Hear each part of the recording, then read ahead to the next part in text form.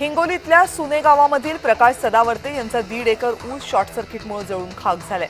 जीर्ण झालेल्या विद्युत तारा ऊसाच्या शेतामध्ये खाली लोंबकळणाऱ्या अवस्थेमध्ये होत्या। सरकारने नुकसान भरपाई देण्याची मागणी शेतकऱ्यांकडून केली जाते।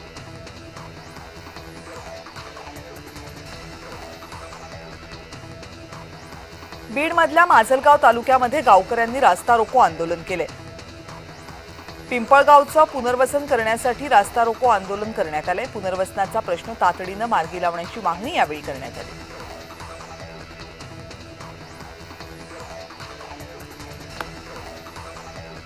पुण्यामधील रहिवासी आणि गेल्या 5 वर्षांपासून ऑस्ट्रेलियामध्ये स्थायिक असलेल्या मिस ऑस्ट्रेलिया विजेत्या आंबोली लोखंडे यांनी शिर्डीच्या साईबाबांच्या समाधीचं दर्शन घेतलं।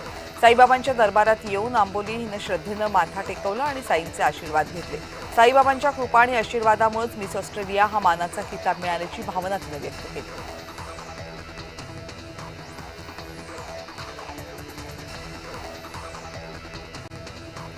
भंडारा जिल्हा परिषदेसमोर संगणक परिचालकांनी अन्न आणि जलत्याग आंदोलन केले। मागच्या 15 महिन्यांपासून मानधन थकीत असल्यामुळे संगणक परिचालकांनी उपोषणाचा मार्ग स्वीकारलाय। प्रशासनाने तात्काळ उपोषणकर्त्यांची दखल घेत 13 महिन्यांपासून सुरू असलेलं मानधन खात्यात जमा करण्यात आलं, पण अजूनही जून 2025 पासून सप्टेंबर 2025 पर्यंतचं मानधन थकीत आहे।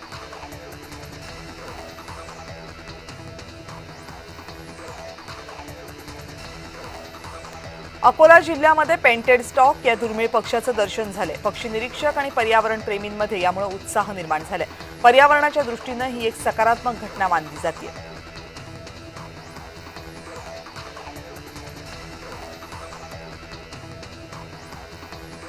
सांगलीमध्ये शेतकऱ्यांच्या कर्जमाफीसाठी चक्काजाम आंदोलन करण्यात आले। माजी खासदार संजय पाटील यांच्या नेतृत्वाखाली हे आंदोलन करण्यात आले। शेतकऱ्यांच्या विविध मागण्यांसाठी सांगलीकर आक्रमक झाले।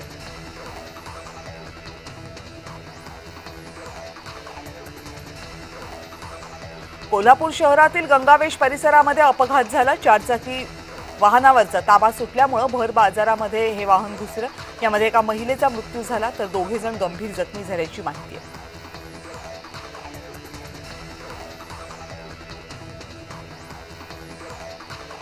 बंजारा आणि धनगर समाजाला आदिवासींचं आरक्षण दिलं तर येत्या काळात मुंबई जाम करू असा इशारा सत्ताधारी पक्षाचे खासदार हेमंत सावरा, शिवसेना बोईसरचे आमदार विलास तरे आणि राजेंद्र गावित यांनी दिलाय। बंजारा आणि धनगर समाजाकडून पालघर जिल्हाधिकारी कार्यालयावर धडक मोर्चा काढण्यात आला।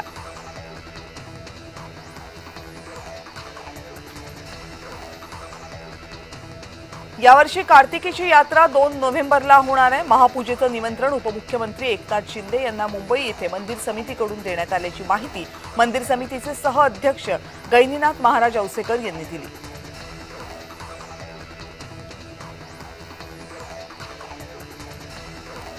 परभणीमध्ये पीक विमा कंपनीच्या दोघांवर गुन्हा दाखल करण्यात आलाय। शेतकऱ्यांची फसवणूक केल्याप्रकरणी हा गुन्हा दाखल करण्यात आलाय।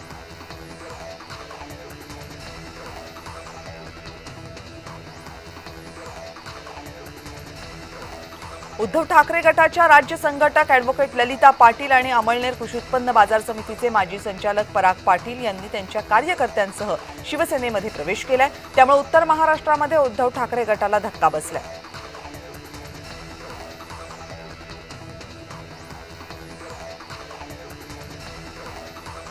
शिरूर तालुक्यातील जिल्हा परिषद शाळा वसेवाडीमधील शिक्षकांच्या बदल्यांमुळे विद्यार्थ्यांना आपल्या लाडक्या शिक्षकांना निरोप देताना अश्रू अनावर झाले। अनेक वर्षांपासून एकमेकांचे सहकारी असणारे शिक्षक आणि विद्यार्थी एकमेकांपासून दूर जाण्याची सल त्यांच्या मनामध्ये स्पष्टपणे जाणवली।